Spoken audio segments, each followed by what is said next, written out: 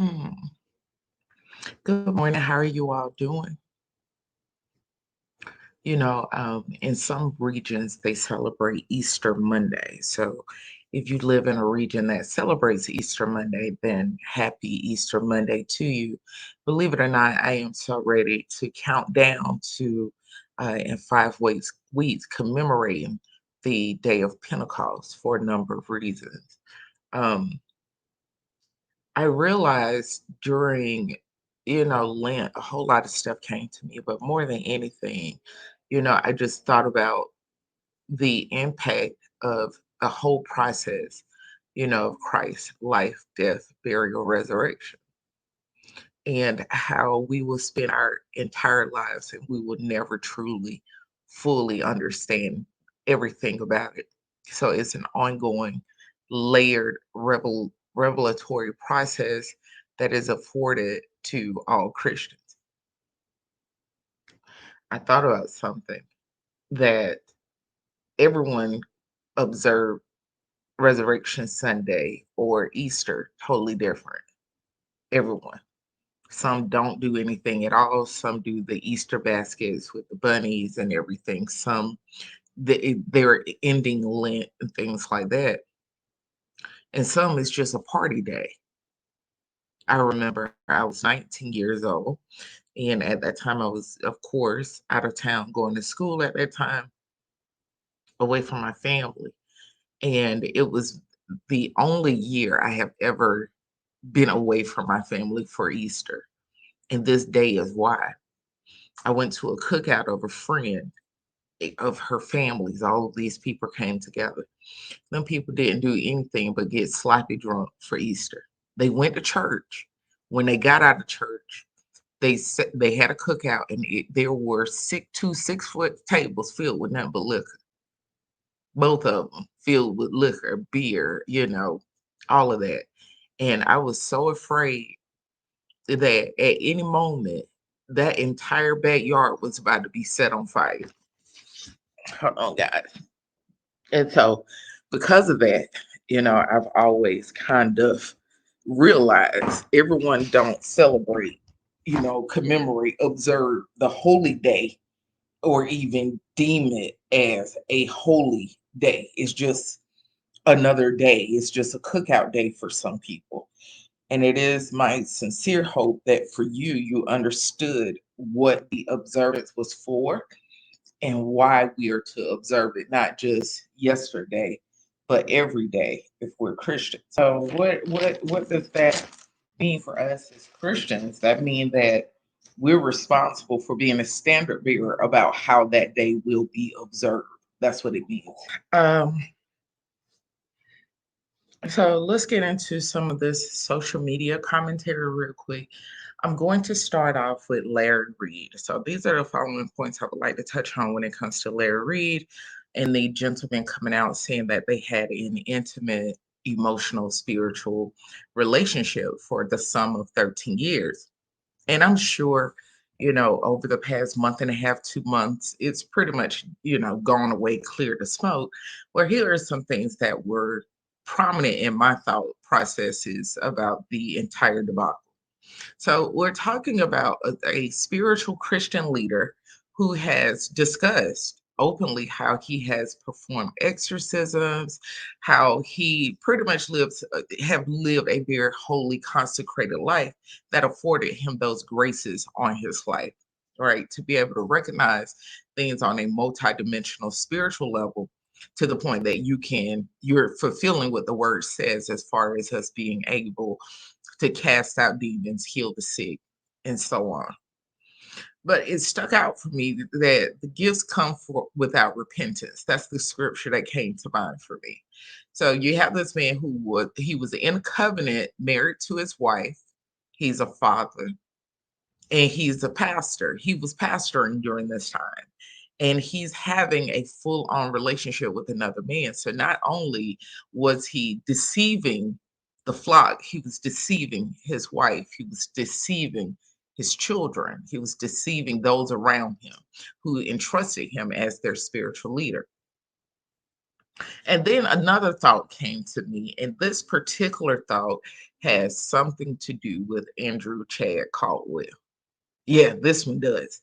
So some years ago, Andrew said the following, that he was involved with this man. He had his own personal parking space, that every weekend he would be sitting, every Sunday he would be sitting somewhere, and the wife didn't know I was sleeping with her husband. So the thing is that's exactly what was going on in Larry Reid's church there in North Carolina. That's exactly what was going on. You had Larry Reid's wife, Lisa, who was in fact the wife and mother. She's there fulfilling the role and capacity as first lady. And you have this man, who's traveling with him, supposed to be his friend, and he's sleeping with them, right? For 13 years. That's a long time. That's longer than some people were married or have been married or whatever. So that stuck out for me. You get what I'm saying? That, yeah, if you want to think of it in a very bizarre way, obscure way, uh, Andrew kind of low key prophesied about or exposed these dynamics. They exist with ministerial leaders, right? And so I'm pretty sure within a span of the past, 2 months, that there's been a great deal done to, um, distract people from having the hard conversations so that we can have heart conversations, right? And so when it comes to things about sexual immorality, when it comes to perversion, when it comes to appetites, when it comes to these things, we have a tendency as Christians, we kind of avoid it. Once something come up, we'll say things like, I sure hate that. That ain't right. And then we just kind of leave it alone. And we don't have real hard conversations when it comes to sexuality, the sensations associated with the emotional attachments that come along with it, the memory replay, that occurs for us if you've been physically, spiritually, emotionally intimate with someone. We don't discuss that, right? And so because we avoid it so much, it prevent us from being able to heal and reveal.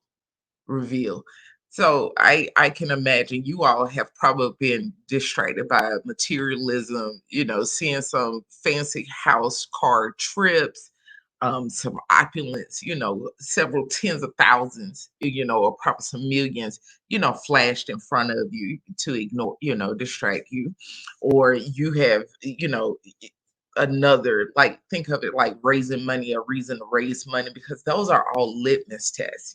He's checking to see the numbers and how much of an impact did those revelations have on him directly in his brand as Larry Reid Live. So these are all like little barometers to check the pulse of the people. And I'm pretty sure, you have a large number of them who are still supportive and like, well, they're two consenting adults. What's going on between them is none of our business. We have no business discussing it. That's between he and his wife. That's that's not true. That's not true. The issue isn't just the physical intimacy of it, it is the intrinsic relationship dynamic that was there, that is in fact spiritual and had a spiritual component, as people were being led spiritually, as the spirit of deception was wide and present and over, pretty much ruling the entire situation. So you can't say that it does have and has had an impact on the lay members in the pews or the chairs, right? And that's something I think a lot of leaders don't discuss with lay members. They are responsible for leading you astray, harming you while they're leading you, deceiving you. They're responsible for those things because you're deemed their sheep and they're a shepherd. Your blood is on their hands, your spiritual blood, where you're falling short, where you're getting hung up, and you're falling victim to the very same things that they're bound to because they've sown those things into your life. I am of the belief, and I could be wrong, that when we come in contact with people who are battling certain things, We may not never ever had the appetite for it, inkling about it, thought about it, or anything else. But because we have opened ourselves spiritually, I believe that eventually you start seeing those appetites show up in the lay members. And then their spouses and their family and friends are like, where did this come from? This is weird. Well, you have allowed yourself to be open to those entities, spirits, and so forth and so on. So with that being said, we have to change, and I keep saying it, we have to change the way that we discuss this topic, especially when we're able to see the real life consequences of us failing in this area and failing to know how to address it, what to say, what to do. Um, and as long as it's festering, I can say that it's pretty much taken a wrecking ball and dismantled Christian marriages, especially Christian Black marriages, because people are under the impression and belief at this time when it comes to marriage, there's no reason for it. There's no rhyme or reason for it. There's no purpose for it, right? Because you have on one hand, you have people promoting pretty much modern day slavery. They want to be the slaveholders' whip in the life of Black women. They want them cooking, cleaning, and all of these things, and having sex with them, and they're having rule over them, bossing them, dominating them. But they don't discuss their spiritual responsibility as husbands. And I listen to a lot of people in their what they say about marriage and families. I listen to their content consistently, overwhelmingly. I would say less than 5% of them ever discuss how men are responsible spiritually for his household, for his marriage, his family, his wife, and his children. They don't discuss that. And because that blind spot is there, that lack of information, that ignorance is there, Christian marriages continue to fail. And so, in the instance of Larry Reid, I mean, they're going to be distracted until this goes away, and they're missing an opportunity. They're missing an opportunity. Well, let's move on to the other issue. This issue does have something to do with all within the Black community, and that is how we approach um, when it comes to statuses such as HIV, AIDS, how we approach illnesses, how we approach mental illness, how do we approach conditions, how do we approach these things in our community. And I can say that more often than not, they're weapons. When we hear of a new diagnosis, we hear something, then all of a sudden it becomes the new club in our hand to kind of beat people across the head with it, and to shame them. And we do it because shame and rejection, they've been two of the strongest weapons of mass destruction within our community. So they're very familiar to us. And so that we repeat what we've experienced and what we've seen. And I'm bringing this up because in 2024, there shouldn't be any status shaming, right? And someone did reach out to me and show me some content involving, Sir William and another content creator. I forget his name. I'm sorry, but the status shaming, and based on the clip I saw, I didn't take it as William McCray shaming him. I took it as William McCray disclosed his status, right? Alleged status. That's how I took it. But at the same time, when he said it in the context that he said it, I just personally believe that he was just putting it out there like, hey, he can't stand me, he didn't like me, but did you know blank blank blank, this is his status. But then that turned into something else. So let me give you a little bit of education on HIV at this time. And I know lots of people living with the virus. This is what people have to understand. It's no longer a death sentence like it was back in the 80s, in the 90s. It isn't. It isn't. People live very full lives. They have medications that they take on a regular basis. If you go to the doctor right now and got a test and they're on the right medications, you're not even going to see it in their tests. So this is why people are so comfortable having unprotected sex at this time between Plan B, PrEP and all these other medications, they don't see a reason to protect themselves, even though they're ignorant to the sexual, spiritual ramifications of it, right? So I just want to touch on that and just encourage us to um, get very familiar and comfortable with confronting those who choose to shame anyone for any medical diagnoses. Let's get in the habit of making that a norm for us. Because even if this guy he's living with it, it still shouldn't be discussed on a social media platform. There's a time and place, and the way you present that information is it's relevant as well. Another thing, let's talk about the fact that a lot of people associated with the LGBTQIA plus community, right? This is the reality. HIV impact everyone, males and females. And guess what? We have a real problem in our community. And the reason being, number one, men don't like going to doctors. So they really don't know what's going on with their health, unfortunately.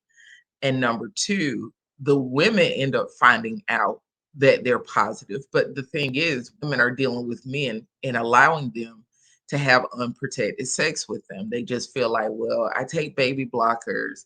And if something happened, oh, I can just go get me a plan B, right? And they ignore the reality that this person could transmit HIV to you, and the impact it has on your body, your real body, your health, even if you're taking medications. Those medications, they may have side effects, that may impact your day-to-day living in your life. And especially if you're already living with other chronic conditions, right? So we're seeing a large number of women who are over 40 years old and they're dating these younger guys and they end up being HIV positive, and it goes back to, again, unprotected sex, unprotected sex. So I don't want people to be of the ill-informed, opinion that it only impact the LGBTQIA plus community. That is false. It is, I think, is more severely impacting heterosexual males than what we realize. The problem is they don't go to the doctor, right? So if we had real statistical data to work with when it comes to heterosexual males, bisexual males, this would be much, much easier, but we don't. Unfortunately, I can say what I enjoy about the LGBTQIA plus community and I respect about them. They're very proactive about testing. They're very proactive about using prophylactics, condoms, barrier methods. They have real conversations about this within their spaces without any shame or fear. It's just a real conversation and dialogue that they have. Whereas the heterosexual community, we don't have that conversation, even though clearly, a lot of people are having unprotected sex. For 2023, we did pro-life advocacy back in January. I do that every January, and we had over 1 million abortion procedures were performed in 2023 alone. 1 million. Okay. So that means there's a lot of people you know, having unprotected sex. And of those 1 million procedures that were performed, they were only on 600 and something thousand citizens, right? So that should tell you something, right? If we've had a million procedures, but they were only performed on 600 and something thousand people, that should raise an eyebrow, right? Hold on, y'all. Mm, drinking my cocoa. No more coffee. But anyway, so these are conversations I hope that we get comfortable having as Christians in the church because we have to look at reality.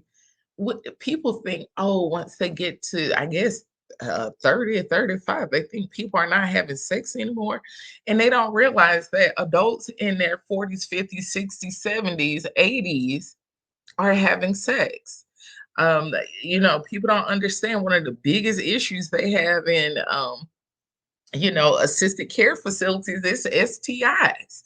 Because the guys they be sleeping around in there with the older women, and they contract sexually transmitted infections. They do. So sex is a part of our lives, and it's something we should be aware of. So yeah, it's a good possibility that your loved one, your mom, your aunt, your cousin, who have adult children can end up contracting the virus because they started dating this guy.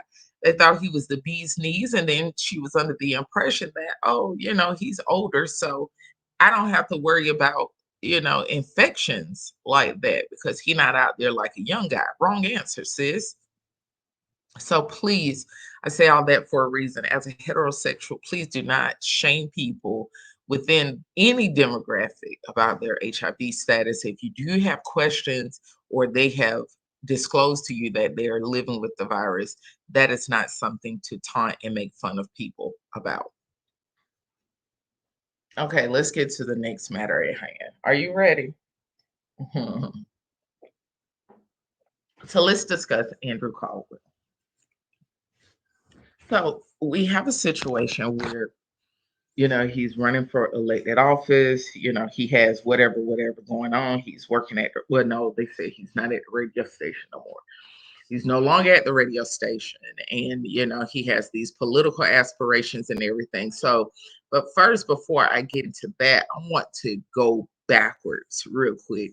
And I need for us to press rewind, like the Total song. If you remember that song, let me know. It was Total with Carl Thomas, I think. It was a beautiful song. But anyway, so let's press rewind. Let's go back to the era of the Target the women's Target coat, the women's Target raincoat. If you remember that era, then drop down an umbrella with some rain down in the comments. If you remember the era of the women's Target raincoat that was like a plastic, a gray plastic color or whatever. And, but during that time, Andrew used to be standing outside or inside of a car. I don't remember where it was, but this particular day, he was standing outside of a store and it was raining that day. And I think they said he was working at Target at the time, too. Well, anyway, Andrew says during that he mentioned two important executives during that period. In that particular day, he mentioned an executive for Enterprise Rental Car that he was dating, because during that time everyone were pretty adamant that he was renting cars or something like that. Because he kept hopping in and out of cars or something was going on. And they were saying that he was renting cars. And so out of the blue, one day he just blurts out that he was dating, this guy who was an executive for Enterprise Rental Car. And I just thought that was just the most random executive to mention out of all of the executives and corporations in America. Why would he choose Enterprise Rental Car, right? So in the coaching news, there appears to have been a sizable donation or gift partnership provided to the Church of God in Christ from who? Enterprise Rental Car. What are the odds of that? What are the chances of Andrew saying he's dating someone who's an executive with Enterprise Rental Car, and then you turn around, and Kojic all of a sudden they have this magical, donation or partnership with Church of God in Christ. So either A, he's been aware of this executive for a long time and he was just fibbing on them. B, he was actually dealing with them. C, it's just coincidence, right? So another thing, I think I mentioned it to you guys a few weeks ago, and I told you, I said, go back and look and see why Dr. King was in Memphis, right? What was he doing in Memphis, during the time before his assassination? And the thing is, he was dealing with sanitation workers. He was pretty much stepping up, speaking up for them about them having fair wages and things like that, sanitation workers. Well, in Kojic news, Kojic now have a relationship dynamic with sanitation company that will pay for a full ride scholarship for those who come sanitation workers and their families, right? And so we're kind of going backwards in a way. We're going back to the platform that Dr. King was implementing and working on, and then we're seeing it here now. Now, this isn't to slight anyone. I want you to understand that. But what I'm going to say is very important for you to know during this time that we're in as Christians, in this time that we're in financially as a country. Okay. Number one, it does not take a lot of courage to repeat what has already been done. It requires far less courage and far less faith than those who are doing what no one has ever laid their eyes on. No one has have never had any conversations about. It requires faith, and that is business that we're in as believers, right?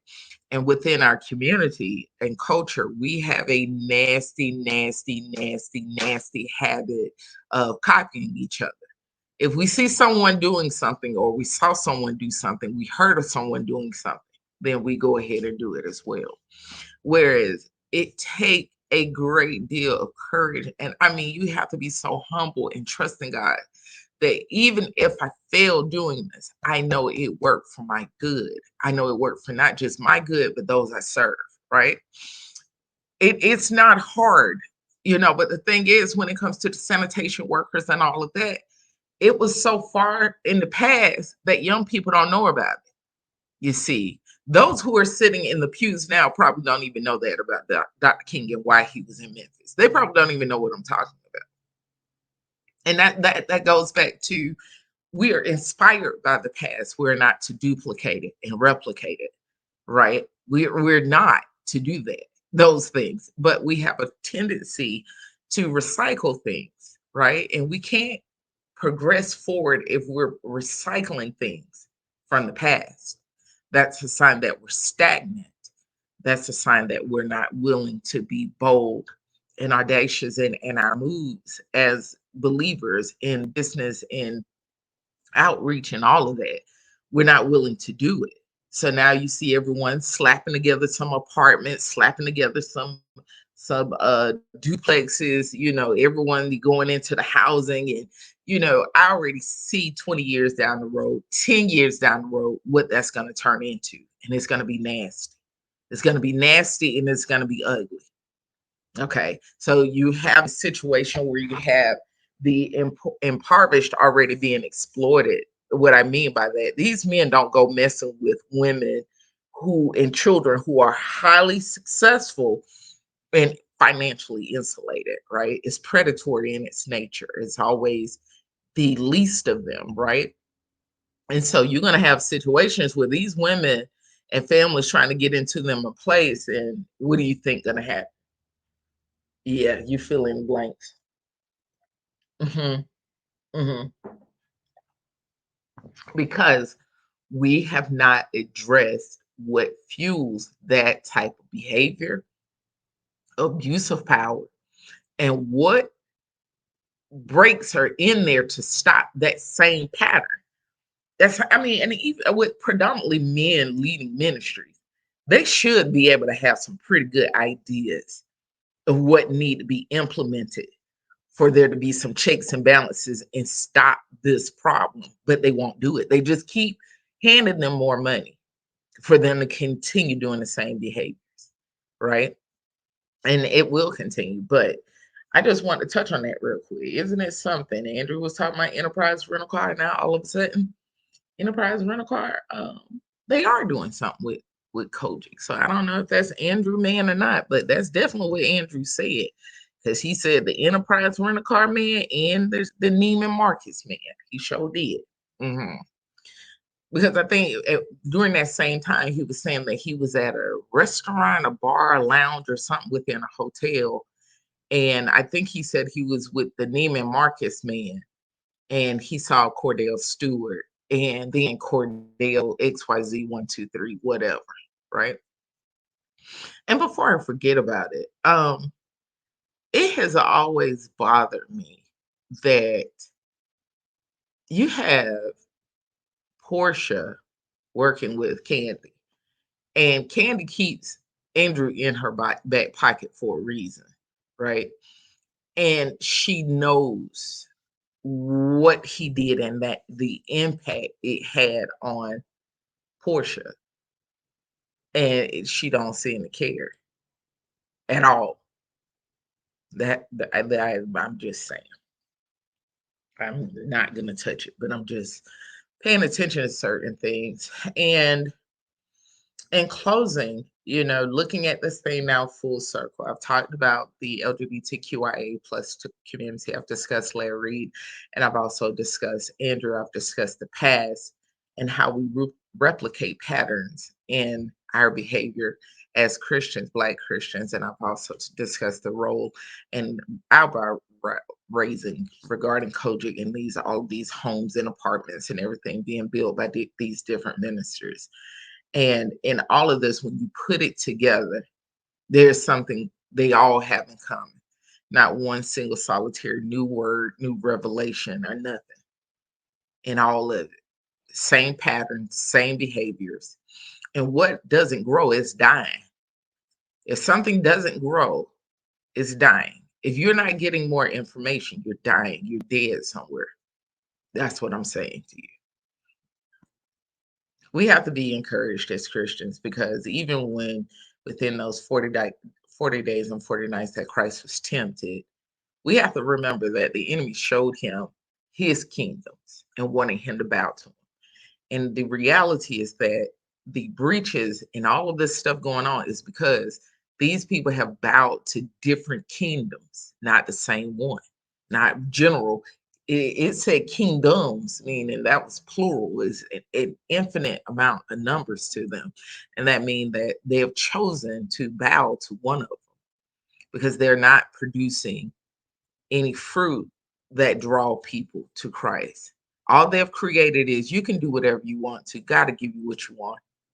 And that has birthed an entire generation of people. That's how they view faith. That's how they view Christianity. That's how they view Christ. That's how they view salvation. Even though that's not what the word said, even though they're being misinformed, ill-informed, that I noticed that non-believers believe that everything in the Bible applies to them too, and it doesn't. And that's the fault of Christian leaders teaching that mess. Yeah, that what we're teaching and what we're learning is for everybody. No, it's dealing with a lot to deal with those who are actually his children, his people. And that's our fault as Christians for teaching that doctrine out there and having people misinformed about what it really means, and quit letting them think they out there doing all this stuff and it's applicable to them. All these people walking around with spiritually transmitted disease, and people are confused why they can't stay married. Well, they got about 90, 60, 70, 80, hundreds of spouses, before you came along. And it's going to be hard to sustain that when they have already given themselves to so many people before you even showed up. It's unrealistic as well for us to expect for our women to be maidens and put them with people who are defiled. I mean, and they're all the way jacked up spiritually. So we have to get to the point that we have to let people know it's not okay to expect our best and then put them with your mess. We can't do that. That's a breach. That's a risk to them, and if they have children as well. What in the world? Pulling in front of my house with all that noise like he ain't got no sense. I'm sorry, y'all. Uh-uh. You know better than that. I'm sorry. I'm fussing at my nephew. But like I was about to say, we have to start making that very clear also to our women. But then again, our women like, well, I don't want to die alone. I want a husband. I want to do what the words say. I want to know what that's like. I want to have it. I want to, the thing is, quit putting God in a bowl. I'm for real. Just you have to trust him in all his ways and let him guide your footsteps. Because based on what I'm seeing and I'm observing, honey, you go running out there if you want to. You go running out there if you want to thirst trapping. because there are more problems than there are those who are prepared, right? And so you're going to have to show some kind of discipline, self-control, and kind of be thankful that you're being kept. I think that's something we don't understand as Christian single women. You are being kept and protected for a reason and for a season in your life. It's not permanent. It's not. There's a reason why you're in a holding pattern, and be thankful for it, because trouble ain't hard to find now. Oh no, it's not hard at all.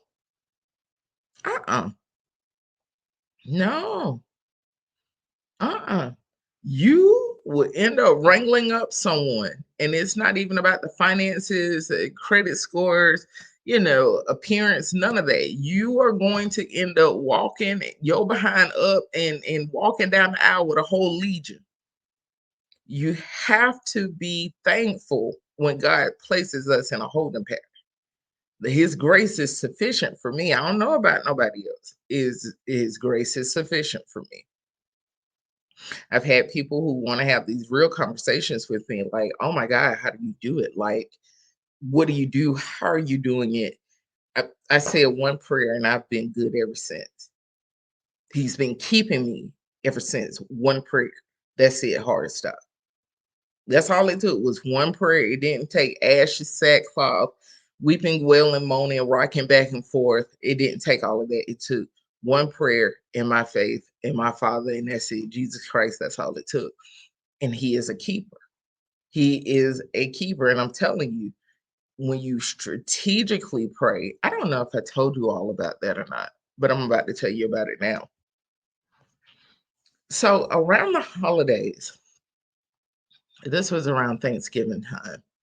And I went to the grocery store to grab some stuff. This was the day after Thanksgiving, I think, the day after. And I ran to grab some stuff or whatever. And this person, I had met him, interacted with him. Something ain't feel right about him. I gave him a fake name, right? Gave him a fake name, real number. But that way, when you call and ask for me, I'll just say you got the wrong number. But anyway, so something about him just didn't sit right with me. It just didn't sit right with me. And when I was going to the car, I noticed. Now I'd be walking and people don't think I'm paying attention. I'm watching you the whole time. I'm looking in the reflection of glasses and windows while I'm walking. I'm looking at you behind me. I'm watching you, right? Always conscious of where I'm at, what I'm doing, especially when it's nighttime. And so I realized this person wanted to know what my car looked like, tag number, and all of that, which is abnormal behavior. That's not normal. But anyway, so I procrastinated, and luckily I was able to skedaddle, bippity boppity boop. I was good, right? But I decided to get in that car and strategically pray. I'm talking about not a little bit, joy of the Lord, just get me to the house, Lord, just get me. No, no, no, no. Something within my spirit rose up. It was like the best way to describe it, it was like a lion getting up on a rock and just roaring really, really loud. That's exactly what it felt like in the spirit. That I'm trying to describe it. It felt like this big lion just walked all the way up this thing and just roared so hard, and I could just feel it. And then that's how I started praying. That's what I was seeing. Like this thing rose up in me, like it roared, and I knew I gotta pray. I gotta pray. So I'm strategically praying, and I am dismantling everything that's coming to me about this person. Like it's the equivalent of me taking apart my Glocks. I'm serious. I felt like I was dismantling and taking apart my Glocks and cleaning them and putting them back together. I mean, that's what it felt like in the spirit. Like I'm taking them apart, putting them back together, pulling it back, one in the chamber. I'm good, right? Went on about my business. Not even 1 week later, this person is on the news because they've been arrested for brutally savagely beating a girlfriend to death. Okay. And I'm pretty sure I've told you all about this before. But when you discern stuff like that, and because this was before the one prayer, this was before the one, this was after, no, this was after the one prayer. I had already done this prayer. I already had this conversation with God, and it's done. I don't have to revisit it. I've had this prayer. So I'm good. I'm covered. I know exactly where I'm at right now. And that place of being kept covered and understood is very important for us as women, not just women. Thanks for reminding me, Lord, but Christian single men also, because they out there having to navigate women who were single and they've lived their lives as prostitutes. I'm not kidding you. They called it dating, but they were really escorting. They were going out to dinner. They were in relationships with men and pretty much selling their bodies in exchange for company or whatever, pay for play. That's what I kind of call it, pay for play. And because of that, these women are very different than a woman who has kept herself, sustained herself, only been with the person, they've been married to.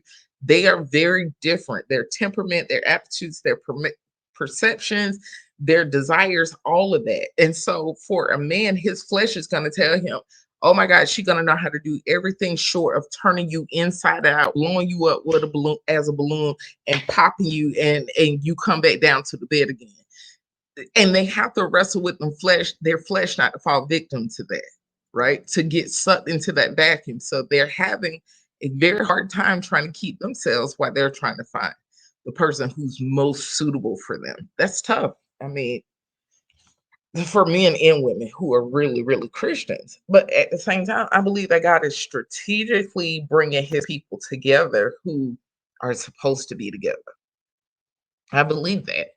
I do. I just do. It's not a hope and a prayer. It is because I have been so adamant that people understand this scriptural text right here. The Bible says, when two or more are gathered together in my name, right? So you need the two. If we're thinking in a congregational sense, we're talking about three, right? But in the marriage sense, if the two of you are gathered together in his name, he's in the midst of you. There's a lot of things that can take place with that formula right there. That is something that Christian couples have to be mindful of and keep that at the forefront at all times. We're together, we're on the same page. We have him, the miraculous is bound to happen for us. Our outcomes, our life, our temperament will be totally different than anyone else we know or live with or attached to or related to, because our outcomes are different. Okay. Because he's in the midst of this, he's in this with us, right? The problem becomes when one of the two get distracted and they invite something else that isn't Christ. The person evict Christ and invite in something else. May it be pride, lust, greed, covetousness, selfishness, whatever it may be. They insert that idol instead of Christ. They're using a different formula. So then they start having outcomes like the world. That's that on that. Okay, I'm not gonna talk your ear off. It's been almost 45 minutes, my word. Let me guess. Has Shamar found somewhere to live yet, y'all? Oh my God. Huh? Has he found somewhere to live?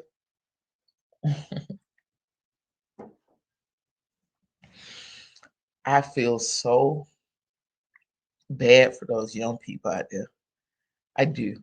I do. And I know up there in Georgia, I don't know. It's like Atlanta has become a project. Like it's bad. It's really, really bad. And it's no joke. Like Atlanta, it's a totally different country by itself. Like I'm not kidding you. It's not even a city or town no more. It's a country in and of itself, you know, and very complex. But at the same time, there is a great deal of suffering there. Um, And it's just something in the atmosphere. You can just feel it when you're in Atlanta. Is I can't put my finger. I don't even know what to call it. I just know that it's very broad, brooding. It's destructive. It's fangs, talons. I mean, forked tongue. It's just it's everywhere. It's in the air. It's everywhere. You can't miss it. You can see it on the people. You can hear it in them. And it's just sad to me that it makes me think about why did W.E.B. Du Bois choose to leave Atlanta and what he said about Atlanta when he was leaving. When if you ever read The Souls of Black Folks, then go back and read that portion within that book. And I've never forgotten what he said. But then it's scary to me.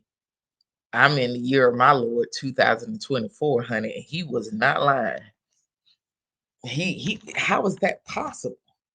You get what I'm saying? How is that possible that what Dr. Du Bois said then, it's still relevant and happening now? How is that? That goes back to people revisiting things instead of creating things. And so if we're in a copying era, there's no reason for faith when you know how to copy. I mean, that's it. That's all, right? And I guess I don't know why that popped in my head. It's not the copying generation, it's the old faithless generation. So, all right, let me go ahead and hop up and take my shower, honey. So we can go ahead and get to this little appointment, child. I can't wait to read your comments and stuff. I'll be back and forth with you all throughout the day. Be blessed in every way. Take care. Bye. Mhm.